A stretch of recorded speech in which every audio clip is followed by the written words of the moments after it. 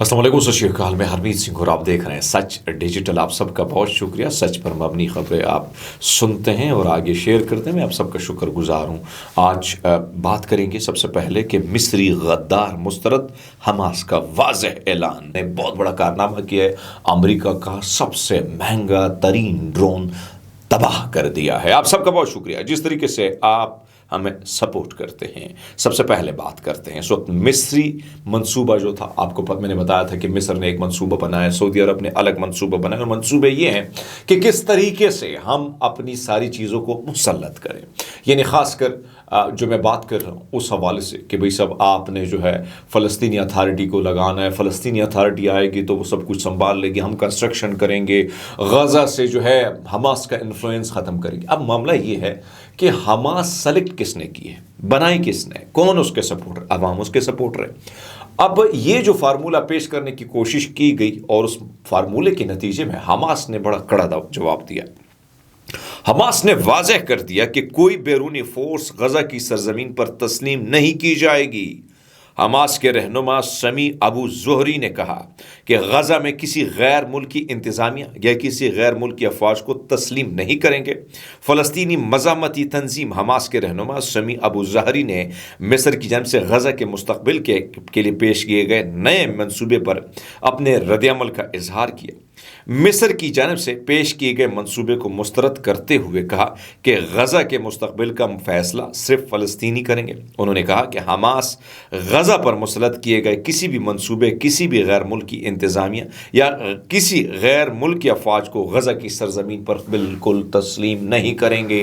इस मंसूबे को हम रद्दी के टोकरी में डाल लेते हैं।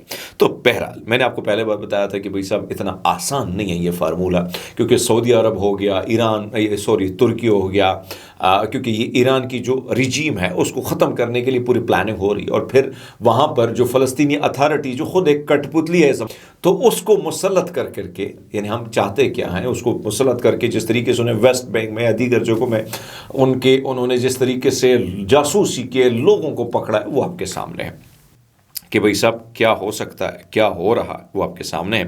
दूसरे आपको बताते चलें कि इस वक्त पाकिस्तान की अगर बात की जाए, लेकिन सबसे पहले बात करते हैं इस वक्त यमन की। यमनी फ़ौज ने क्या किया है, अल हदीदा में जदीद तरीन अमरीकी ड्रोन तैयारे को तबाह कर दिया है।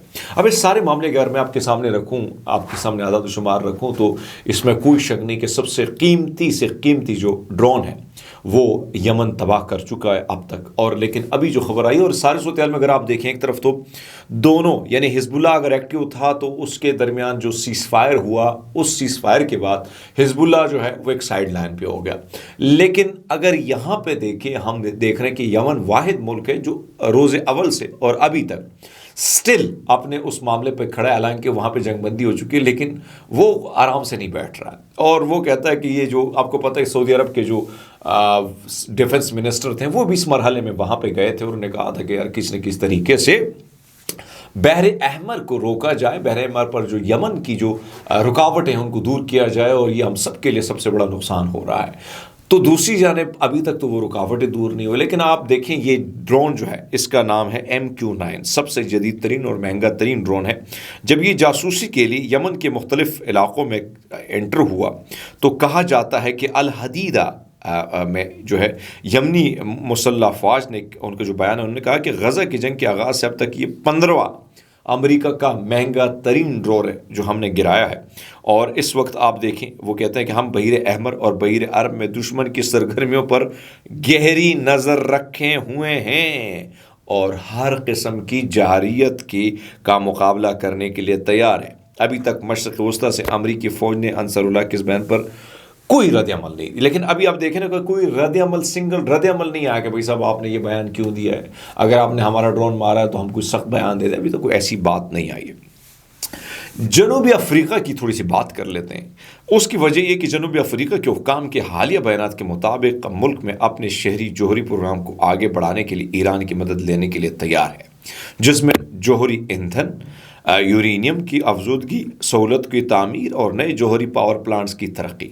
मीडिया रिपोर्ट्स में जो बातें आई हमारे सामने वो आपके सामने रखते हैं। अफ्रीका के वजीर मादनियात और पेट्रोलियम वसाइल गोएडे मंताशे ने कहा کہ وہ ملک جوہری پروگرام کی توسیع میں ایران یا روس کے شامل کرنے کے امکان کو مسترد نہیں کرتے. یعنی آپ کو پتہ ہے کہ ڈونلڈ ٹرمپ نے دھمکی بھی دی تھی اور پھر ایک ایسا الزام لگایا تھا یعنی ساؤتھ افریقہ پہ کہ بھائی صاحب آپ ایران کے ساتھ جوہری پروگراموں میں دیگر چیزوں میں شعبوں میں تعلق رکھتے ہیں. آپ کو پتہ ہے کہ اس طرف تو سینکشن لگے ہیں, پھر رشیا کے خلاف جو سینکشن لگے ہیں ان کو دباؤ ان پر یہ ہے کہ بھائی صاحب آپ ان کو اس پروگرام میں نہیں شامل کریں گے. لیکن افریقہ کہتا ہے کہ ایسا کیسے ہو سکتا ہے بھائی صاحب, جو ملک اچھی پیشکش کرے گا, جو ملک اچھی بات کرے گا کہ بھائی صاحب ہم کرنے کو تیار ہیں, تو ہم پھر یہ کریں گے کہ ان کو شامل تو کریں گے, کیونکہ یہ تو جو اچھی پیشکش کرے گا ہم ان کو تھوڑی انکار کر سکتے ہیں. یہ بات تو ان کی ٹھیک ہے کہ بھائی صاحب ہم ان کو تھوڑی انکار کر سکتے ہیں اور ہم کو کہیں گے بھائی صاحب آ جاؤ بھائی صاحب ہم دیکھ لیتے ہیں ساری چیزوں کو.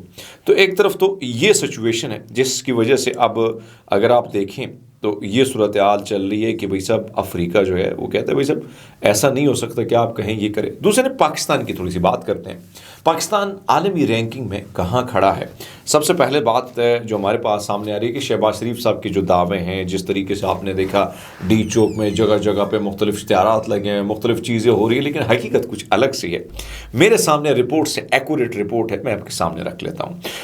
اس وقت شہباز شریف کی ایک سال پر نگاہ دوڑاتے ہیں. جمہوریت کی درجہ بندی 2024 میں پاکستان کی 6ویں درجے تنزلی ہو گئی اور 10 بدترین کارکردگی کا مظاہرہ کرنے والے ممالک میں پاکستان آ گیا. کرپشن انڈیکس میں پاکستان 2 درجے تنزلی کے بعد 135ویں نمبر پر. گلوبل فائر پاور انڈیکس میں پاکستان کی رینکنگ میں 2023 کے مقابلے میں 2 درجے کمی آئی ہے. اب ہم 9 نمبر پر ہیں. صحافیوں کے قتل کے حوالے سے اسرائیل کے بعد دوسرے نمبر پر پاکستان اور سوڈان ہے. رپورٹرز وداؤٹ بارڈر کی رپورٹ کے مطابق آزادی صحافت کے انڈیکس میں پاکستان کی درجہ بندی 2023 میں 135ویں نمبر پر تھی جو گر کر 45ویں نمبر پر تھی جو گر کر 152 نمبر پر آ گئی ہے. ہینلے اینڈ پارٹنرز کی رپورٹ کے مطابق پاکستانی پاسپورٹ کی رینکنگ 2023 میں 92 نمبر سے گر کر 2024 میں 102 نمبر پر آ گئی ہے. پاکستانی پاسپورٹ چوتھا کمزور ترین پاسپورٹ قرار دیا گیا ہے. ورلڈ جسٹس پروجیکٹ کی رپورٹ کے مطابق امن و امان کے معاملے میں پاکستان 142 ممالک میں سے 140ویں نمبر پر ہے جو دنیا کا تیسرا بدترین ملک بن چکا ہے. عالمی بینک کی حالیہ رپورٹ کے مطابق 2024 پاکستان میں خطۂ یعنی غربت کی شرح 25.3% تک پہنچ گئی ہے جو کہ 2023 کے مقابلے میں 7% زیادہ ہے. اس اضافے کے نتیجے میں تقریباً 1.3 کروڑ مزید پاکستانی غربت کی لکیر کے نیچے آ گئے ہیں. آل پاکستان ٹیکسٹائل مل ایسوسی ایشن کی اگر میں بات کروں تو ناقابل برداشت ٹیکسوں اور بجلی گیس کی قیمتوں میں اضافے کے باعث ملک بھر میں 187 سے زیادہ ٹیکسٹائل ملز بند ہو چکے ہیں. ہم کہتے ہیں ہم زرعی ملک کے زراعت کی بھی تھوڑی بات کرتے ہیں. پنجاب میں کپاس کی پیداوار میں 48.16% کمی آئی ہے. گندم کی پیداوار میں بھی نمایاں کمی آئی ہے.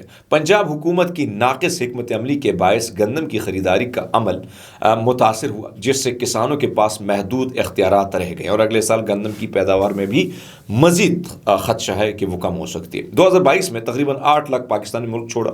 2021 کے مقابلے میں یہ 20% اضافہ تھا. 2022 کے مقابلے میں یعنی 25% ظاہر کی جاتی کہ یعنی 23 کے مقابلے میں 2024 میں رجحان برقرار رہا اور اندازتاً 9 لاکھ پاکستان نے ملک کو دوبارہ چھوڑا. کاروبار کی تھوڑی سی بات کرتے ہیں تو 2022 میں 5000 چھوٹے اور درمیانی درجے کاروبار بند ہوئے. 2021 کے مقابلے میں 15% زیادہ تھے یہ. 2023 میں کاروبار کی بندش کی شرح میں مزید اضافہ ہوا, تقریباً 6500 کاروبار بند ہوئے. 2024 میں بھی یہ سلسلہ جاری ہے اور 6000 سے زائد جو ہے کاروبار بند ہو چکے ہیں, یعنی تھوڑی سی مستحکم ہو چکا ہے. کھیلوں کی بات کریں تو اس وقت پاکستانی ٹیم کے 2 درجے تنزلی ہو گئے جس میں وہ 14 سے 16 نمبر پر آ گیا ہے. آئی سی سی کی تازہ ترین رینکنگ میں بات کی جائے تو کھلاڑیوں کی نمایاں تنزلی میں Pakistan cricket team I C C test championship میں رینکنگ میں 2 درجے تنزل ہوئی ہے. تو یہ وہ اعداد و شمار تھے جو ہم نے آپ کے سامنے رکھے کہ شہباز شریف کا ایک سال جو بڑے بڑے اشتہارات بڑے بڑے جو ہے پیسے خرچ کیے جاتے ہیں لیکن حقیقت اس کی کیا ہے وہ ہم نے آپ کے سامنے رکھ لی. اپنا بہت سارا خیال رکھیے گا. بہت شکریہ.